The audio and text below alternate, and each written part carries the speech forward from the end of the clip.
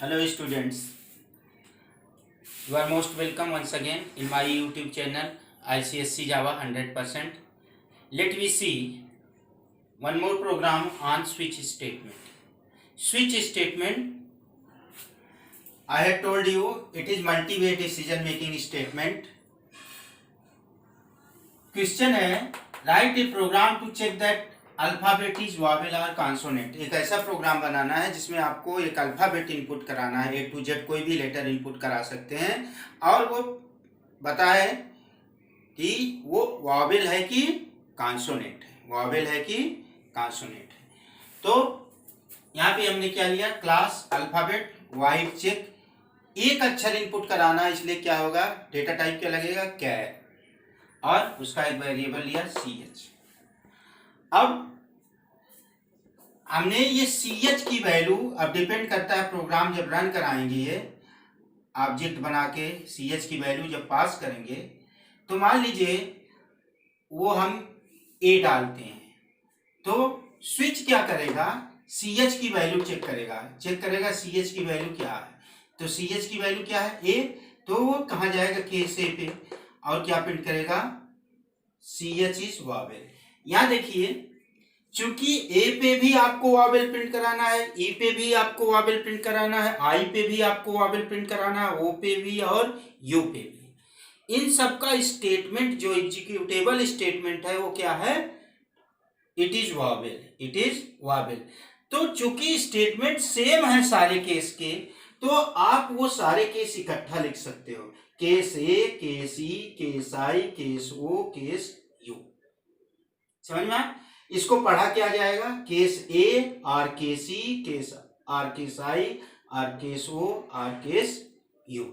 इसको ये पढ़ा जाएगा कि इसमें से कोई भी एक हो, कोई भी एक होगा तो क्या प्रिंट करेगा, CH की वैल्यू क्या है, A, तो क्या प्रिंट करेगा, A इज वॉवेल प्रिंट करेगा। मान ले CH की वैल्यू आपने I डाल दिया तो स्विच CH चेक करेगा, केस A, केस I सही है तो कहा प्रिंट करेगा I इज वॉवेल, ये प्रिंट करेगा।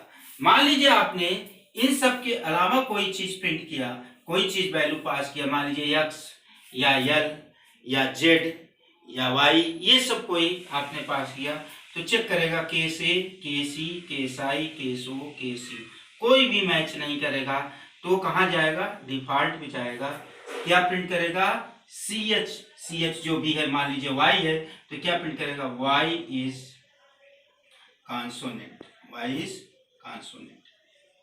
इस तरह से प्रिंट करेगा। आप चाहें तो इसको इंडिविजुअली भी लिख सकते हैं, यानी इसको ऐसे भी लिख सकते हैं, case A system out dot println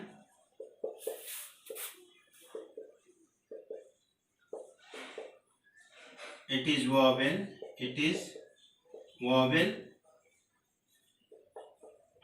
break, then case E system dot out dot println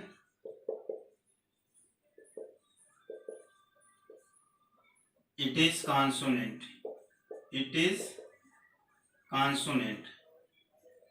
sorry, it is vowel।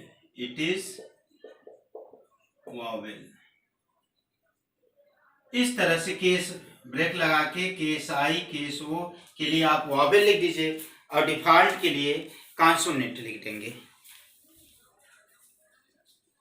तो आपका ये इस तरह से भी बन सकता है, बुक में आपको ऐसे मिलेगा, आप चाहें तो ऐसे भी कर सकते हैं, एग्जीक्यूट करके देख सकते हैं आप प्रोग्राम को। अब हम देखते हैं अगला टॉपिक। अगला टॉपिक है fall through statement, fall through in switch. Fall through क्या है, स्विच में फॉल थ्रू क्या होता है, ये कोई कीवर्ड नहीं है, एक सिचुएशन है स्विच के अंदर, और वो सिचुएशन है क्या, आइए देखते हैं। फॉल थ्रू तब होता है जब हम किसी केस में ब्रेक नहीं लगाते हैं, किसी केस में अगर हम ब्रेक नहीं लगाते हैं, एक या एक से अधिक केस में अगर हम ब्रेक नहीं लगाते हैं तो उस दौरान क्या होता है, फॉल थ्रू सिचुएशन क्रिएट होती है, फॉल थ्रू सिचुएशन होता है। तो फॉल थ्रू सिचुएशन में होता क्या है कि जहां से केस मैच करेगा, जहां से आपका केस मैच करेगा वहां से एग्जीक्यूशन स्टार्ट होगा और तब तक एग्जीक्यूशन स्टार्ट होता रहेगा जब तक आपको उसमें जो है ब्रेक नहीं मिलेगा। जब तक स्विच स्टेटमेंट में ब्रेक नहीं मिलेगा तो मैचिंग केस से ब्रेक, जब तक ब्रेक नहीं मिलेगा वहां तक के सारे केस का स्टेटमेंट एग्जीक्यूट हो जाता है। तो आइए देखते हैं एग्जांपल से। जैसे हमने क्लास, यहां पे हमने लिया है नंबर, क्लास लिया है नंबर और इसमें हमने इंट एक्स, एक इंटीजर पास कराया और इंटीजर की वैल्यू हमने देखिए यहाँ पे क्या किया है, इंटीजर की वैल्यू पास कर रहे हैं। मान लीजिए इसकी वैल्यू क्या है 0, एक्स की वैल्यू हम क्या पास कर रहे हैं 0। 0 जब पास करेंगे तो स्विच क्या करेगा, एक्स की वैल्यू चेक करेगा और उसको क्या मिल रहा है, केस क्या हो रहा है 0 मैच कर रहा है। केस 0 मैच कर रहा है तो क्या प्रिंट करेगा, वो 0 की स्पेलिंग प्रिंट कर देगा। 0 की स्पेलिंग प्रिंट करने के बाद क्या है, देखिए इस केस 0 में ब्रेक नहीं लगा है, ब्रेक नहीं लगा है तो वो क्या करेगा, केस 1 का स्टेटमेंट भी प्रिंट कर देगा। यानी क्या प्रिंट कर देगा, 0 भी प्रिंट कर देगा और 1 भी प्रिंट कर देगा। अब यहां भी ब्रेक नहीं लगा है तो केस 2 वाला स्टेटमेंट भी वो एग्जीक्यूट कर देगा, 2 भी प्रिंट कर देगा। तो आपका क्या आ रहा है, एरर आ रही है, लॉजिकल एरर आ रही है कि आपने वैल्यू तो 0 पास कराया तो 0 की स्पेलिंग प्रिंट करनी चाहिए थी। हमें क्या करना है, स्पेलिंग डिजिट के अनुसार प्रिंट करानी है, डिजिट के अनुसार जो भी डिजिट हो 0 से लेकर 9 तक, यहाँ तक हमने 3 तक लिया है, उसमें जो नंबर डालें, जो डिजिट डालें उसकी स्पेलिंग प्रिंट करें। तो हमने 0 डाला तो स्पेलिंग 0 प्रिंट करनी चाहिए, जबकि प्रिंट क्या कर रहा है 1 2, 1 प्रिंट किया, 0 प्रिंट किया, 1 प्रिंट किया, 2 प्रिंट किया। अब यहाँ पे उसको ब्रेक मिल जा रहा है, यहाँ पे उसको क्या मिल रहा है, ब्रेक। तब वो क्या करेगा, ब्रेक क्या करेगा, स्विच के बाहर कर देगा, आगे नहीं प्रिंट करेगा। तो कहां से मैच किया, मैच यहां से किया और जब तक ब्रेक उसको नहीं मिला तो यहां तक गया। अब मान लीजिए आपने 1 डाला, इसकी वैल्यू 1 डाला तो यह स्विच क्या करेगा, एक्स की वैल्यू चेक करेगा, केस 1 यहां से मैच कर रहा है तो क्या प्रिंट करेगा, वो 1 प्रिंट करेगा और ब्रेक नहीं लगा है तो 2 भी प्रिंट करेगा। इस तरह से आपका ये फॉल थ्रू सिचुएशन हुई। ये फॉल थ्रू सिचुएशन का ये आपको आउटपुट के क्वेश्चन के रूप में ये क्वेश्चन पूछे जाते हैं, आउटपुट क्वेश्चन के रूप में ये पूछे जाते हैं। तो फॉल थ्रू सिचुएशन डिफिनीशन के रूप में भी होती है कि in the absence of break statement execution start from the, in the absence of break statement in switch execution start from the matching case to till the break statement। जब तक break नहीं मिलता है तब तक का वो स्टेटमेंट एग्जीक्यूट करता है। ये स्विच आपका हो गया फॉल थ्रू। अभी इसका जो है ज़्यादातर यूज हम प्रोग्राम में ज़्यादातर यूज मेनू ड्रिवन प्रोग्रामिंग में करते हैं। आइए देखते हैं अगला टॉपिक।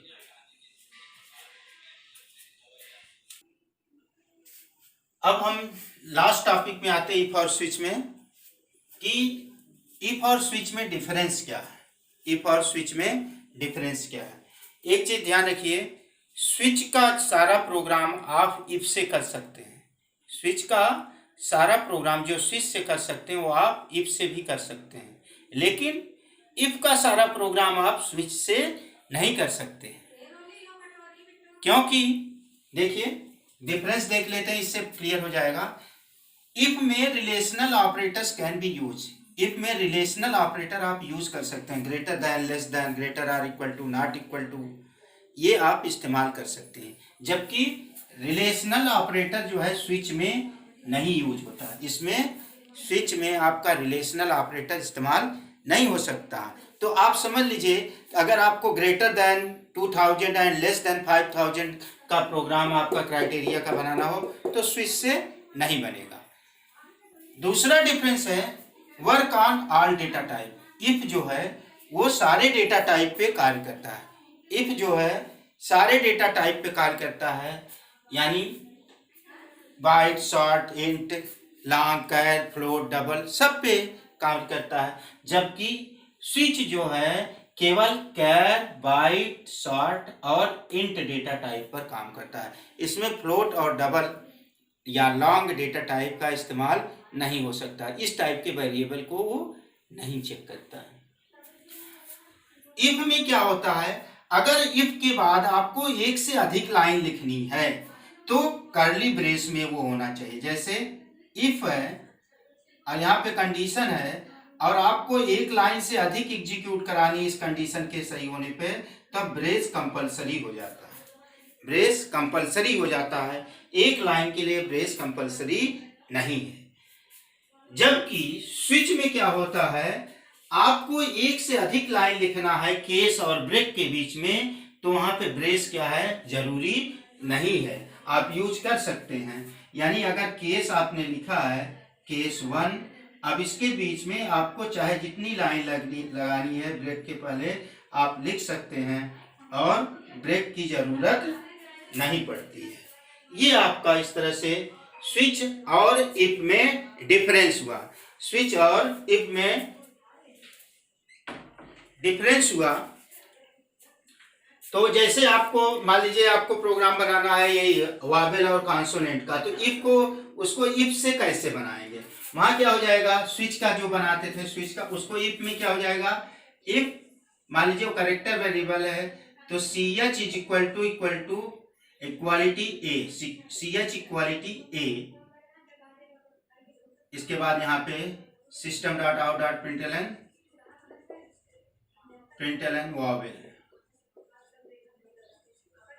वावेल हो जाएगा ये। यानी केस ए जो लिखते हैं वहां पे क्या हो जाएगा, if C H is equal to A. फिर यहाँ पे else if C H is equal to ई,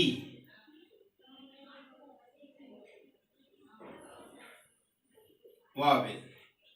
इस तरह से स्विच का आप इफ से आप बना सकते हैं प्रोग्राम। स्विच का सारा प्रोग्राम आप इफ से इस तरह से बना सकते हैं, लेकिन इफ का सारा प्रोग्राम आप स्विच से नहीं बना सकते। तो ये आपका इफ और स्विच में डिफरेंस है, जो कि अक्सर पूछा जाता है। फॉल थ्रू हमने बता दिया। ब्रेक का जब कीवर्ड पूछा जाए तो उसको दो संदर्भ में लिखना है आपको। ब्रेक स्विच के संदर्भ में भी यूज होता है और लूप के भी संदर्भ में। दोनों का काम क्या है, ब्रेक जो है स्विच के अंदर स्विच के बाहर निकालता है, कंट्रोल जो है स्विच के बाहर ट्रांसफर कर देता है, केस के बाहर ट्रांसफर कर देता है। और लूप में भी ब्रेक क्या करता है, कंट्रोल को लूप के बाहर ट्रांसफर कर देता है। लूप अभी हमने नहीं पढ़ाया है, उसको हम आगे देखेंगे। आज इतना हो गया आपका ये इफ और स्विच के बारे में, काफी हो गया। और इफ एल्स पे बहुत सारे प्रोग्राम हैं। अब हम देखते हैं अगला टॉपिक नेक्स्ट वीडियो में। आज के लिए इतना ही, थैंक यू।